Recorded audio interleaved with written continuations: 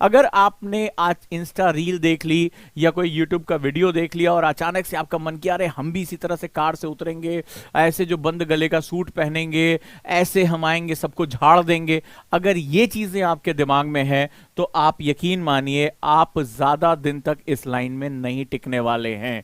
ठीक है, क्योंकि इस लाइन का जो अंदर का प्रेशर है वो आपको तोड़ देगा। अगर आप एक वीडियो आज आप ये देखकर आपको जो है जोश चढ़ा हुआ है, इसको जोश चढ़ना कहते हैं, इसको बॉइलिंग पॉइंट कहते हैं, कुकर में सीटी आ जाती है तो आप जोर जोर से चिल्लाने लगते हैं कि आईएएस बनना है, आईएएस बनना है, फिर जैसे ही भाप निकल जाती फिर आप डाउन हो जाते हैं। यहां आपको ये काम नहीं करना है। मेंटल फ्रेमवर्क का मतलब होता है आप उन कारणों की पहचान करिए जिसकी वजह से आप आईएएस या आईपीएस बनना चाहते हैं। बहुत ध्यान से इस बात को समझिएगा, इसमें टाइम टेकिंग प्रोसेस है, इसमें आपको समय लग सकता है। आप कई दिनों तक डायरी लिख सकते हैं, उन पॉइंट्स को आप लिख सकते हैं, चाहे वो समाज में होने वाला परिवर्तन हो, अपने अपने परिवार में कोई आपको चेंज करना हो, अपनी किसी प्रतिष्ठा को आपको लेकर आना, कोई बेइज्जती आपकी हुई है, या आप समाज के सकारात्मक कारणों की तरफ।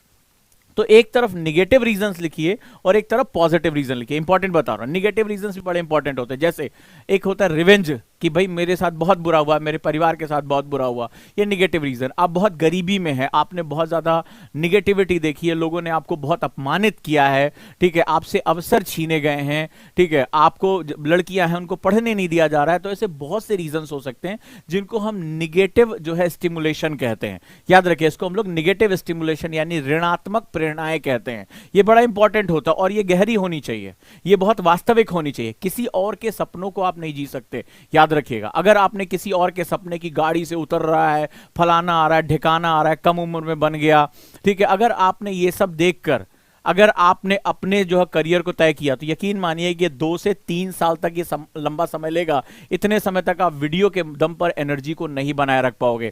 आपको अपने या तो निगेटिव और या पॉजिटिव स्टिमुलेशन को लेकर आना पड़ेगा। अब मैं यहां आपको बताने जा रहा हूं कि ऋणात्मक प्रेरणा और धनात्मक प्रेरणा के बीच में अंतर क्या होता है। बड़ी महत्वपूर्ण बात है। कई बार लगता है अरे वो जो है प्रांजल बहनों ने अपने पिता का बदला लिया, हम भी बदला लेंगे, हम भी ये करेंगे। लेकिन आपको यहां एक सावधानी रखनी पड़ेगी। ध्यान रखिएगा कि ऋणात्मक प्रेरणाएं जो होती हैं, निगेटिव स्टिमुलेशन जो होते हैं, उसको होल्ड कर पाना सबके बस का नहीं होता। कारण क्या होता है, जब आप गुस्से में होते हैं, जब आप बदला लेना चाहते हैं, जब आपके अंदर घृणा होती है, आपका दिमाग लगातार उसी के आसपास घूमता रहता है। आप नोटिस करके देखिएगा, गुस्सा आती है, नाक फूलती है कि मैं इसकी ऐसी तैसी कर दूंगा। आप थोड़ी देर पढ़ने बैठते हैं और फिर अचानक से वो सारा चित्र आपके सामने आ जाता है। यहां पर मैं आपसे कहूंगा कि आप पॉजिटिव स्टिमुलेशन की तरफ जाएं, राइट, यानी कि आप सकारात्मक प्रेरणाओं की तरफ जाएं। ये प्रेरणाएं जो लंबे समय तक आपको जिंदा रखेंगे इस लड़ाई में, ये वो प्रेरणाएं होती हैं जो लंबे समय तक आपको एक ताकत देती हैं। अब चलिए हम ये बात करते हैं कि पॉजिटिव स्टिमुलेशन क्या होते हैं। जैसे हमें ये पता है कि इसको पब्लिक सर्विस कहते हैं, लोक सेवा कहते हैं। आप में से कई लोग ये समझ रहे होंगे कि ओजांग सर क्या बातें कर रहे हैं, बहुत हल्की बातें कर रहे हैं। लेकिन यकीन मानिए कि सैकड़ों की संख्या में जो मैसेज मेरे पास आते हैं कि सर अब पढ़ने में मन नहीं लग रहा है, सर ज्यादा देर पढ़ नहीं पा रहे हैं, सर पता नहीं क्यों भटकाव हो रहा है, मुझे बताइए क्या कोई आपकी कॉपियां फाड़ दे रहा है, क्या कोई आपकी आंखों पे पट्टी बांध दे रहा है, क्या आपको कोई जो है वो नशीली दवाएं खिला रहा है? कोई नहीं कर रहा है।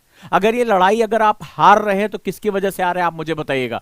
ये लड़ाई आप सिर्फ और सिर्फ अपनी कमजोरियों की वजह से हार रहे हैं। कौन है जो आपके सामने किताब रखी है और पढ़ने नहीं दे रहा है? आपका दिमाग।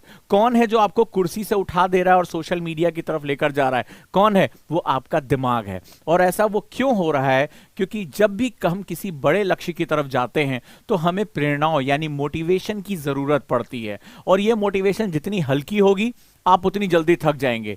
ये मोटिवेशंस जितनी गंभीर होंगी, जितनी गहरी होंगी, आप कठिन से कठिन, यकीन मानिए ऐसे भी लोग हैं कि पूरा समाज, पूरी दुनिया उनके खिलाफ थी, फिर भी उन्होंने अपने लक्ष्य प्राप्त किए। आपके लिए तो हालात फिर भी ठीक है, थोड़ी बहुत दिक्कतें हो सकती हैं, लेकिन आप उन दिक्कतों के आगे सिलेंडर कर जाते हैं, आप उनके सामने घुटने टेक देते हैं, फिर कहते हैं कि मेरे लिए हालात अच्छे नहीं थे, कोचिंग अच्छी नहीं थी, टीचर अच्छा नहीं था। नहीं, अगर आप हारे हैं तो सिर्फ अपने इस दिमाग की ताकत की वजह से हारे हैं। अब मैं आपको पॉजिटिव स्टिमुलेशन के बारे में बात करने जा रहा हूं। ये पॉजिटिव स्टिमुलेशन क्या होता है? पॉजिटिव स्टिमुलेशन हमें हमारा समाज और हमारा एटमॉस्फेयर देता है, राइट। हम जिस एटमॉस्फेयर में रहते हैं, हम जिस माहौल में पले बड़े होते हैं, हमारा पॉजिटिव स्टिमुलेशन वहां से आता है, वो प्रेरणा। जैसे मैं एक ऐसा व्यक्ति हूं जो लोक सेवा में जाना चाहता हूं। जब मैंने प्रश्न पूछा कि मैं लोक सेवा में क्यों जाना चाहता हूं, 24 घंटे मेरा जो है वो जनता के लिए काम करने के लिए होगा, उस दौरान मैं अपने आप से प्रश्न पूछना चाहता हूं, मैं बदलाव क्या करना चाहता हूं। क्योंकि ये सर्विस की आप एक खास बात ये समझो, ये आपको बदलाव की ताकत देती है, बहुत ज्यादा बदलाव की ताकत देती है, आपको बहुत ज्यादा पावर्स देती है, आपके डिसीजंस बहुत इंपॉर्टेंट हो सकते हैं, आप पॉजिटिव भी कर सकते हो, आप निगेटिव भी कर सकते हो, इतनी आपको पावर देती है। पर सवाल है कि जब आप पॉजिटिव स्टिमुलेशन की तरफ जाओ तो एक बार अहम ब्रह्मास्मि की तरफ फील करो कि मैं जो है वो बदलाव का एक एजेंट हो सकता हूं, फील करो उसको। लेकिन बदलाव कहां करना है, उनकी एक लिस्ट आपको बनानी है।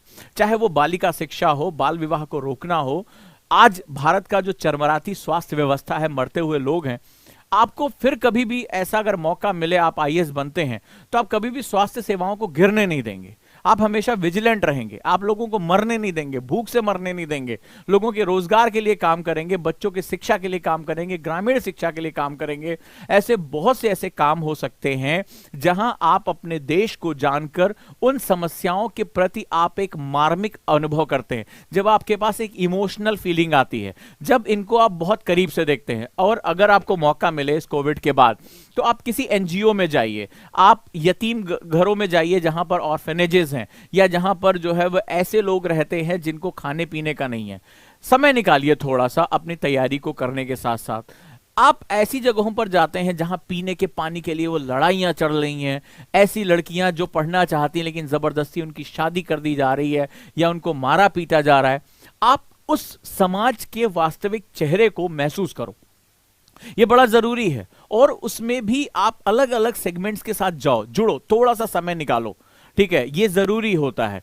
ये जब आप उस बीच में जाओगे तो हम सभी ह्यूमंस हैं और हमें वो दर्द महसूस होगा। उसमें से किसी लक्ष्य को एक गहराई से महसूस करने का प्रयास करो कि मैं कहां बदलाव कर सकता हूं। मेरे अंदर अगर मुझे ये मौका मिला, कल को मुझे ये सर्विस में जाने का मौका मिला, मेरे अंदर बदलाव की ताकत कहां होगी। और उस बदलाव को, उस पिक्चर्स को अपने सामने रखो। उन गरीबों को जो सड़क के किनारे सो रहे हैं या जिनको खाने के लिए कुछ नहीं है, जो दर दर की ठोकरें खा रहे हैं, उनको महसूस करो। इसको हम लोग पॉजिटिव स्टिमुलेशन कहते हैं। या जैसे आपके माता पिता जिन्होंने बहुत ही कठिन जिंदगी जी है, उनके प्रति एक समर्पण लेकर आओ कि नहीं, मुझे अपने माता पिता को एक बहुत सम्मान वाली जिंदगी देनी है, एक बहुत पावर वाली जिंदगी देनी है। जैसा मैंने आपको बताया था कि रियाज जो अभी शादी हुई, जिनकी 12th क्लास में फेल हो गए थे, लगातार 4 बार यूपीएससी में जो है रिजेक्ट हो गए, 5वीं बार में जाकर वो आईएएस बने। अभी आज के समय में जब उनकी शादी पे मैं गया तो उनके माता पिता, जो कि बहुत ज्यादा पढ़े लिखे नहीं हैं, बहुत पिछड़े इलाके से आते हैं महाराष्ट्र के, और उनके चेहरे पर जो मैंने गर्व देखा, उनके चेहरे पर जो मैंने संतोष देखा, शादी में बड़े से अधिकारी भी आए हुए थे, नेता भी आए हुए थे, मंत्री भी आए हुए थे, और जब वो बहुत ही पॉजिटिविटी के साथ, उनको जिनके साथ वो जीवन में कभी सोच भी नहीं सकते थे कि ऐसे हाई प्रोफाइल लोगों से मैं मिल भी सकता हूं, वो उनको नमस्ते कर रहे हैं, उनको गले लगा रहे हैं, उनको बधाइयां दे रहे हैं। तो एक उस माता पिता के चेहरे पर जो आने वाला सुकून है उसको महसूस करो, ये बड़ा इंपॉर्टेंट है। ठीक है, इस पे अगर आपने समय नहीं लगाया तो आप यकीन मानिए आज से 2-3 महीने बाद आपका मैसेज आएगा, सर पढ़ने में मन नहीं लग रहा है, कुछ याद नहीं हो रहा है। ठीक है, ये सबसे इंपॉर्टेंट। तो आज से इस क्वेश्चन पर कि मैं आईएएस या आईपीएस क्यों बनना चाहता हूं, अपने निगेटिव स्टिमुलेशन और अपने पॉजिटिव स्टिमुलेशन की लिस्ट बनाओ और कोशिश करो कि पॉजिटिव लिस्ट आपकी बड़ी होनी चाहिए, मार्मिक होनी चाहिए, आपके दिल के बहुत करीब और वास्तविक होनी चाहिए। ये यूट्यूब की वीडियो या इंस्टा रील से नहीं निकला होना चाहिए, ये आपके अपने जीवन से निकल कर आना चाहिए। यकीन मानिए आज के बाद आपको किसी मोटिवेशनल वीडियो की जरूरत नहीं पड़ेगी, आप खुद चल पड़ेंगे। और ये बहुत ही आसान रास्ता होगा। जब आप खुद चल पड़ते हैं, जब आपको धक्का देने और खींचने की जरूरत नहीं होती है, तो यूपीएससी देश का सबसे सरल इम्तिहान हो जाता है। मेरी इस बात को याद रखिएगा।